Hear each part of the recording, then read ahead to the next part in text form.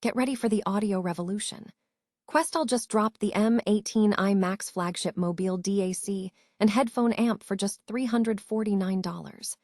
This device packs LDAC, aptX HD, LE audio, dual SDACs, and seriously extended battery life. We dive deep into whether this is the ultimate portable hi-fi solution for audiophiles and mobile music lovers.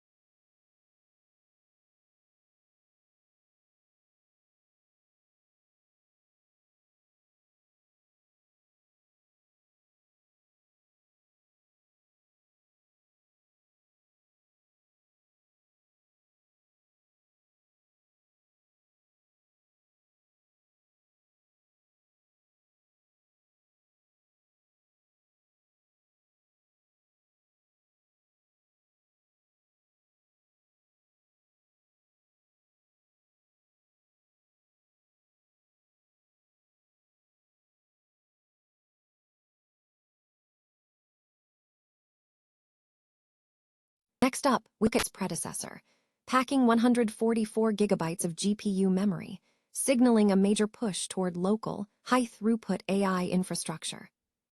Finally, we turn to global energy and geopolitics as analyst Max Pisier discusses the shifting dynamics in the Middle East and the U.S. stance on Russian energy.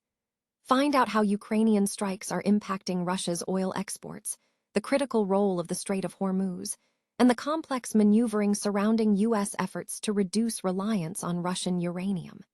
Stay with us for the full breakdown. Noi Dung Kai Tight.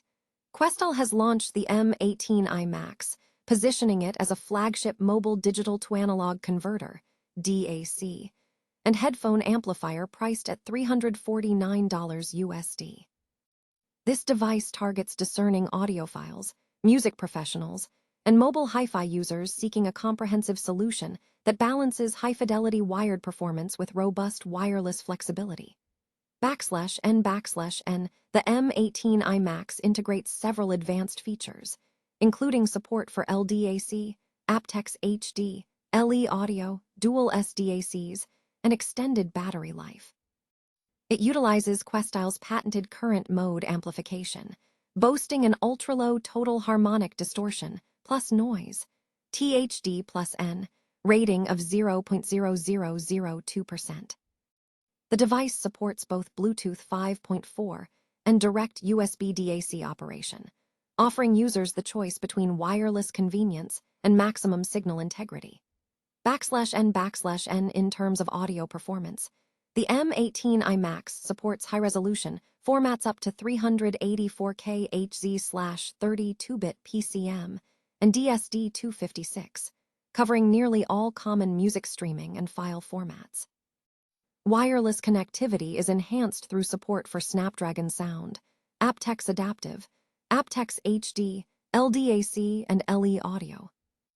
The output section features both 3.5 single-ended and 4.4 balanced headphone connections, complemented by manual gain adjustment for precise control.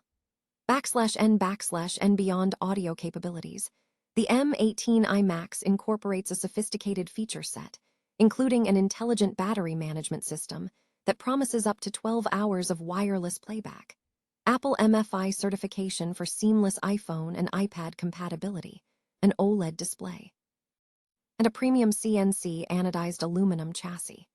This positions the device as a full-featured portable solution, moving beyond the stripped-down approach of simpler dongle DAC.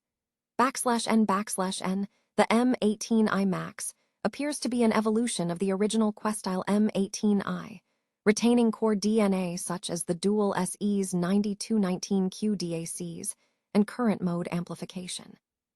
The key refinement appears to be a significant upgrade in battery life, addressing a noted limitation of the predecessor, which previously struggled to maintain playback during heavy use. The enhanced wireless support suggests further refinement in stability and latency. /N while the device offers extensive features, questions remain regarding real-world output power, thermal management, and the measurable difference between the hardware specifications and the audible sonic improvements. Questyle has focused on musicality and dynamics rather than purely chasing technical measurements, suggesting that the audible impact will be a key factor for potential buyers.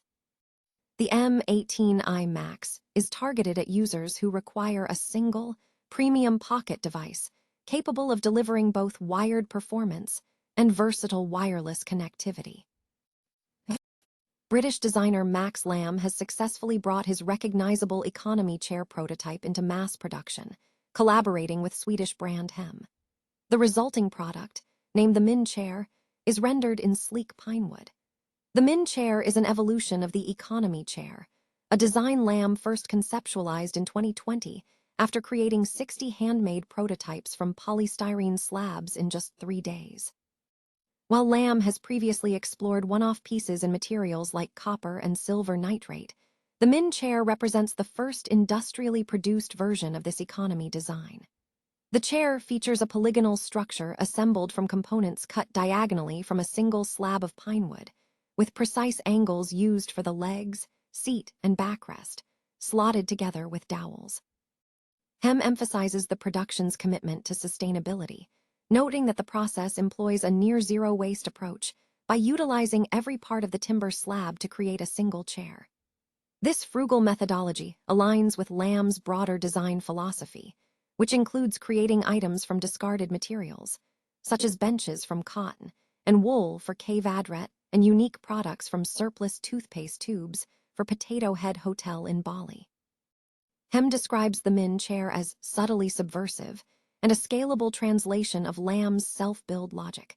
The seating is scheduled to be exhibited at the 3 Days of Design Festival in Copenhagen, Denmark, running from June 10 to 12, 2026. This marks the third collaboration between Lamb and Hem, following previous projects such as the Last Stool and the Max Table. The photography for the feature was provided by Eric Lefvander. Alibaba has significantly bolstered its domestic artificial intelligence capabilities with the unveiling of the Zhenwu M890 processor and the next-generation large language model, Qwen3.7-Max. According to reports from CNBC, the new Zhenwu M890 chip delivers 3 times the performance of the existing Zhenwu 810E technically. The M890 is engineered for demanding workloads, featuring 144 gigabytes of GPU memory and an impressive 800 gigabytes per second of interchip bandwidth, crucial for scaling memory-intensive tasks like multimodal models and long-context large language models. In terms of deployment, Alibaba has already demonstrated the chip's adoption, having delivered 560,000 Zhenwu units to over 400 customers spanning 20 different industries. Furthermore, the highly anticipated Qwen3.7-Max model is slated for an imminent release. This dual announcement is strategically significant in the current geopolitical landscape. Industry analysts suggest that companies establishing domestic AI stacks in regions facing import restrictions are accelerating the integration of proprietary chip and model development to secure local compute and deployment pathways. The combination of a high-performance processor and a state-of-the-art model reflects a broader trend among regional players to control both the hardware and software stacks to optimize throughput, latency, and operational costs. While the performance claims are substantial, technical scrutiny is warranted. Industry practitioners are now focused on verifying these performance metrics through independent benchmarks, obtaining detailed specifications for Qwen3.7-Max, and assessing real-world production usage of the delivered Zhenwu units. The availability of this local silicon capacity is poised to reshape infrastructure choices for on-premise and cloud deployments in the region. Noi Dung Kai Tait. Ukrainian strikes continue to severely impair Russia's oil and gas infrastructure, a critical component of the Kremlin's war machine, directly fueling military operations and indirectly generating state revenue. Analyst Max Pisier of the American Energy Policy Research Foundation provided an in-depth assessment of the evolving energy landscape, global market impacts, and geopolitical dynamics. N Pizier detailed how Ukrainian actions have shifted the balance in Russia's oil and petroleum product exports. While crude oil exports have increased, rising from approximately 3.5 million barrels per day to 4 million barrels per day, petroleum product exports have declined, moving from 2.5 million barrels per day to 2 million barrels per day. This shift is compounded by attacks on refining sectors, which prevents the processing of crude oil.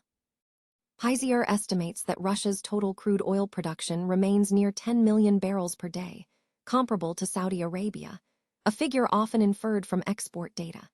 N, the impact on Russia's budget is significant.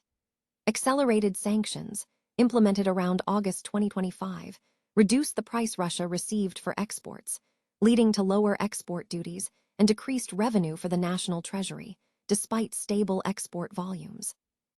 However, the situation has been tempered by oil price rebounds following events in the Strait of Hormuz, allowing Russia to maximize its incoming revenue. N regarding the conflict, Pizier asserted that continued targeting of Russian infrastructure is essential, viewing the goal as the removal of Putin, the architect of the invasion. He dismissed reports that the West repeatedly urged Ukraine to halt strikes, suggesting that Ukraine now has the discretion to act based on survival needs, independent of direct American control over the weaponry. N the Strait of Hormuz remains a focal point, with approximately 21 million barrels per day moving through it, comprising 14.5 million barrels of crude oil. Disruptions are being offset by rerouting and strategic petroleum reserves, though a global shortage of refined petroleum products, gasoline, diesel, and jet fuel, is emerging, particularly in Europe, which lacks sufficient refining and storage capacity.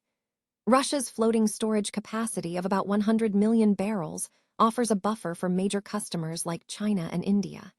N geopolitically, the focus has shifted to uranium. The United States is attempting to reduce its reliance on Russian uranium supplies, following a program where the U.S. financed the conversion of weapons-grade uranium into reactor-grade material. This process is nearing completion, increasing the U.S. need for alternative suppliers like Canada, Australia, and Kazakhstan. N on the domestic political front, Pizier noted that while public support for sanctions exists, legislative action is often dictated by the White House agenda. He offered predictions for the midterm elections, suggesting a potential shift in House control to the Democrats, while acknowledging the continued Republican hold in the Senate, though recent criticism within the GOP regarding the Iran war is noted.